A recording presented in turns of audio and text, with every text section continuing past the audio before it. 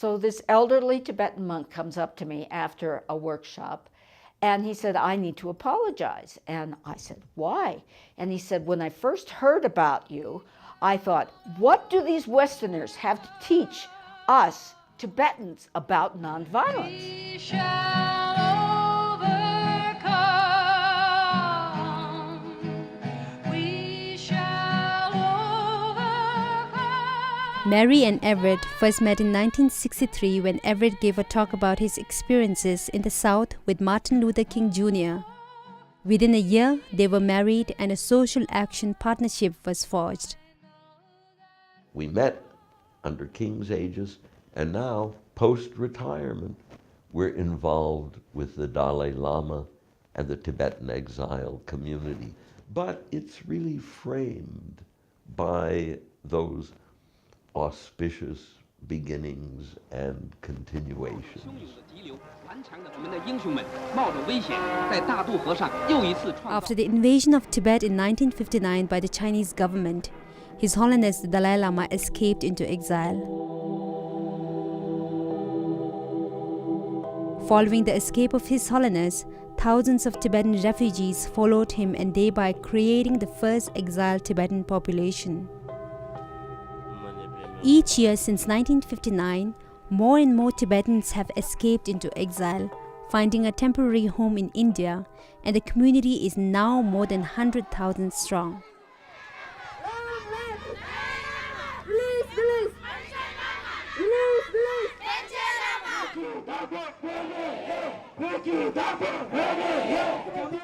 I don't know what it is, but I have always been drawn to Tibetans and the Tibetan cause.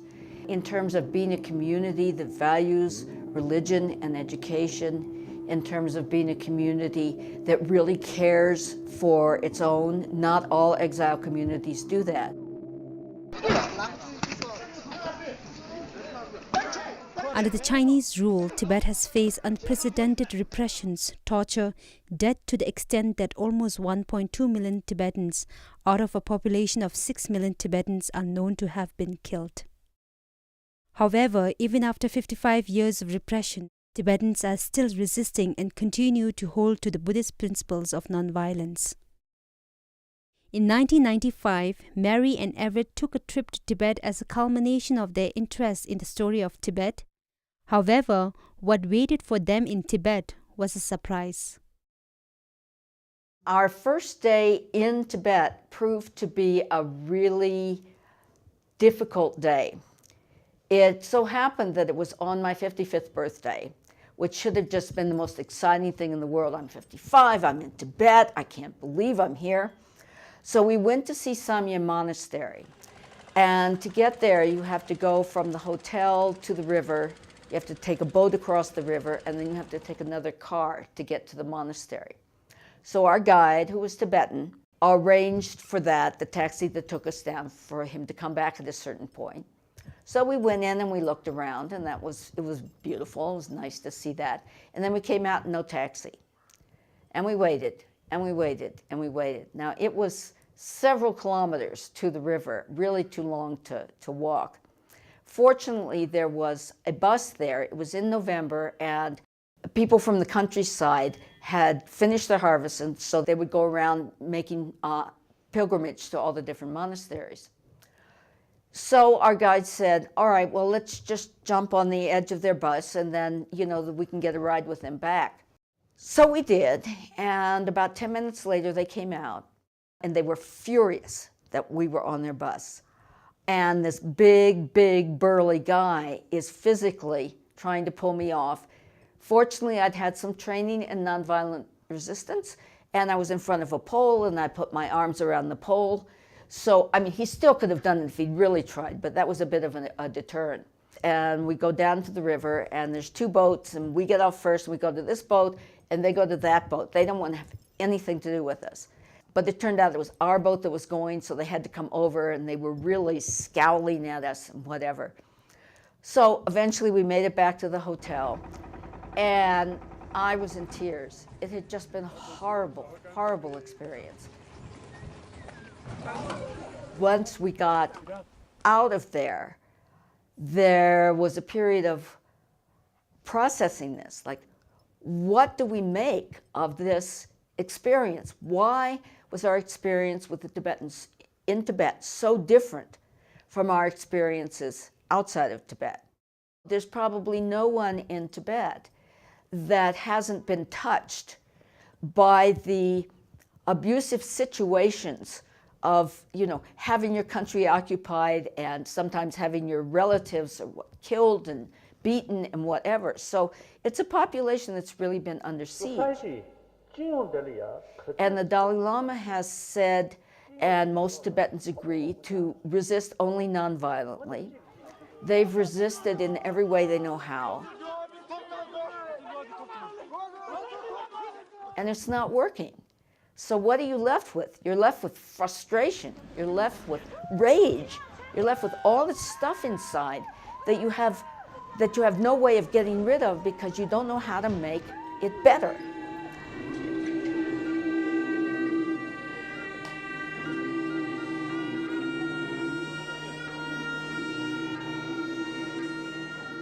After their trip to Tibet, they had an audience with His Holiness the Dalai Lama where they shared their experiences inside Tibet and suggested to His Holiness how their work in active nonviolence might be able to provide some solution to the Tibetans.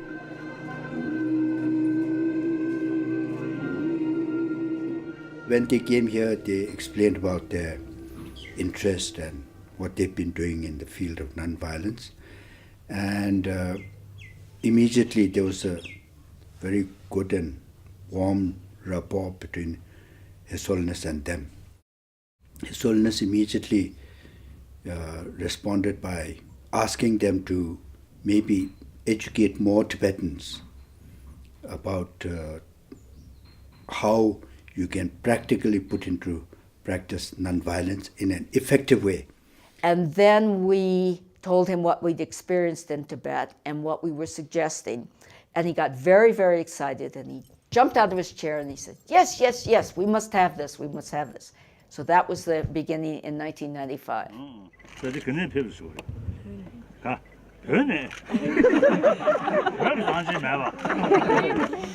At the behest of His Holiness the Dalai Lama and through the Central Tibetan Administration, the Gendlers were sent to various Tibetan settlements, schools and monasteries to give seminars and workshops on active nonviolence. Through them, the Central Tibetan Administration also invited Dr. Jean Sharp, world's leading expert in nonviolent action, and Colonel Robert Helvey to give high-level seminars to the Tibetans in exile. It was tiring, but it was a very, very exciting thing to do. So that's what we've been doing, giving seminars for years and years. But it was frustrating because every time we would give a seminar, people would want to learn more. There were two of us. We had our lives back in the United States. And so we would go home and we'd come back the next year and they would send us to someplace else. And right from the beginning, we felt that this needed to be lodged in the Tibetan community, that it was not our job to be doing all of this, in addition to which physically it's impossible. There's too many people, too many places to go. So we kicked around a whole bunch of ideas, but finally came up with the idea of starting an NGO that would be lodged in the Tibetan community and who would continue this work. With this goal in mind, in 2007, Active Nonviolence Education Center, or ANEC, was formally institutionalized in Dharamsala with a Tibetan-led team of trainers and researchers. One of the keys of the power of nonviolence is the realization no dictator can effectively carry out policies unless people obey. Obedience is the heart of the power of the dictator. The power to refuse is every individual's birthright. And kids practice it from the earliest age when they shout and scream and how can that be connected to a whole social movement that looks for ways to say to the dictator, we do not follow orders?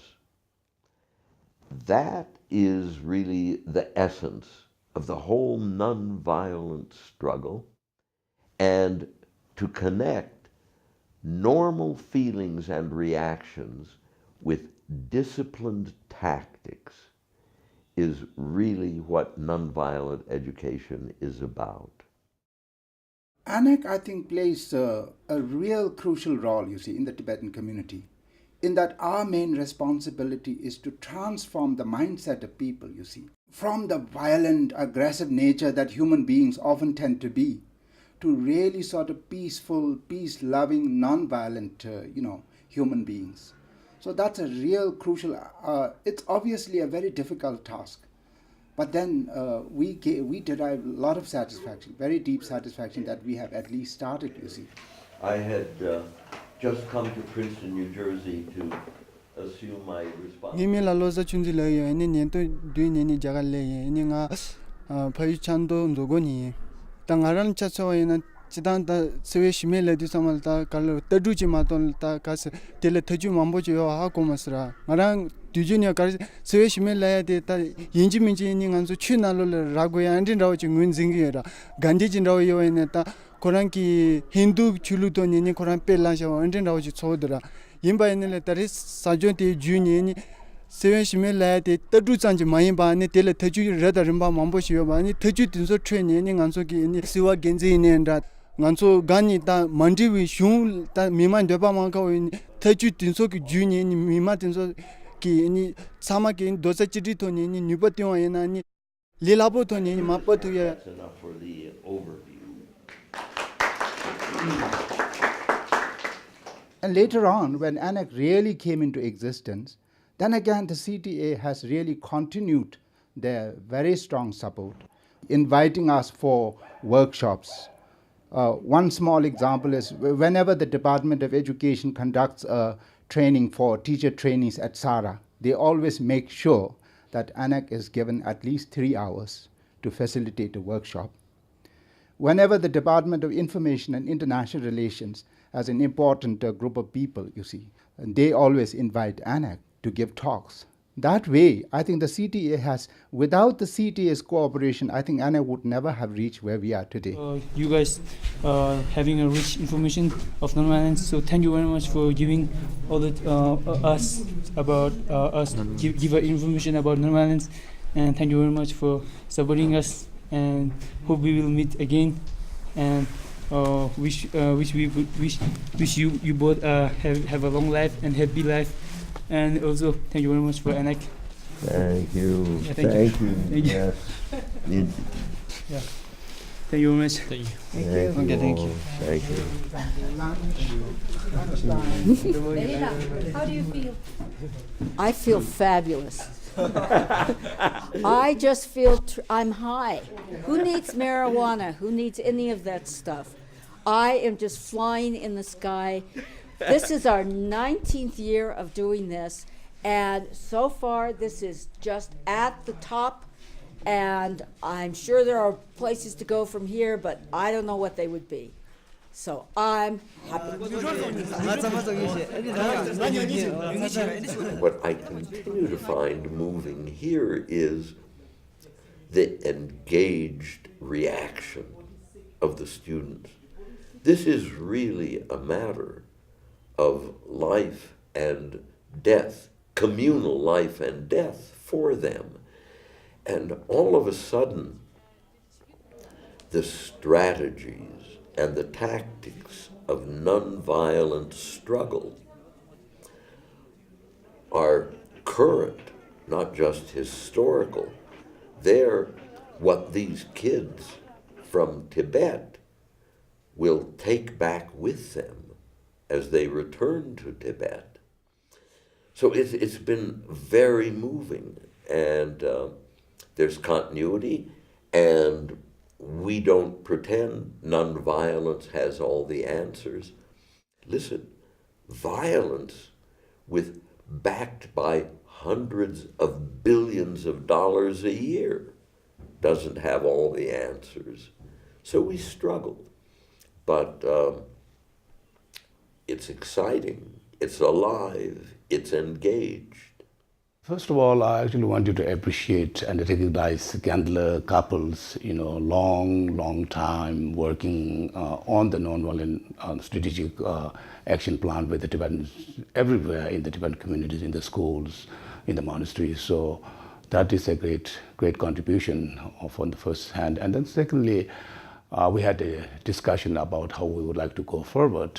And then I also like to mention here that even right now, although nonviolent strategy is a plan, it is not in the school curriculum, but otherwise we always have teaching about the personalities like Gandhiji, Dr. Martin Luther King Jr., Nelson Mandela, and of course His Holiness, and their contribution towards nonviolent techniques, that they have employed for the resolution of conflicts everywhere.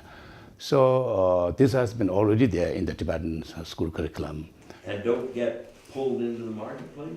We had been, as I mentioned, looking for ways to get this institutionalized somehow in the Tibetan community, because that's the only way that more and more people can learn about it. And we're especially concerned about children, the young people who are coming up to the next generation. So 2 years ago, we met with Sikyon, and we had actually written a paper that has been published called Universal Nonviolence Education. And the idea was to train people in not only in these techniques and strategies of nonviolent strategy, but also to make people aware of the history and the religion and the culture, so that they would then know what they're struggling for. I mean, this is your community, and you're part of this community. And so we gave a few workshops on that. Initially, we had thought that it might be a plan that after graduation from grade 10 or grade 12, that maybe all the students would live together for 2 or 3 weeks and have this in kind of intensive training. But that proved not to be really viable. So last year in our meeting with Sikyon, he said, the 2 foundations of the Tibetan exile government are democracy and nonviolence. We should put this in the schools. And we went, yay, this is a great idea. So it's beginning to happen. There will be a small beginning of it next year, but a real commitment on the part of the community to educate their children in nonviolence. It's always difficult to add something new into an already jam-packed curriculum. But we think that this is a really incredibly important thing, that a whole community is making the move to say our children should be taught about nonviolence as a way of struggling against injustice or struggling for something that they believe in. So it's really an exciting thing that the Tibetans are embarking on. What we wanted to do right now is wanted to send an announcement circular to all the schools to observe for this year, let's say 1 week of nonviolence in the school with a lot of different activities. And then we are in the process of collecting and compiling reading materials, so that will go to different school grades, and that will be distributed in the schools when that is done. And then eventually these will be woven into the Tibetan courses or the Tibetan textbooks. So that may take a little while, but this is how we are planning right now. All the global community shall have to survive, and no one is willing to die or meet to total destruction. At this moment, the scale and the power of violence become immense. The entire globe can be destroyed if there is some big struggle in the world. So only the non-violence is a alternative for survival of the entire small planet Earth. I remember at this moment that one of the last statements given by Martin Luther King Jr., just 4 days before he was assassinated, he has said that we have no luxury of choosing between violence and non-violence. The alternative remaining before us is non-violence or no-existence. So this is very true. Now the choice is between non-violence or no-existence. So therefore this is immensely important for the entire globe community.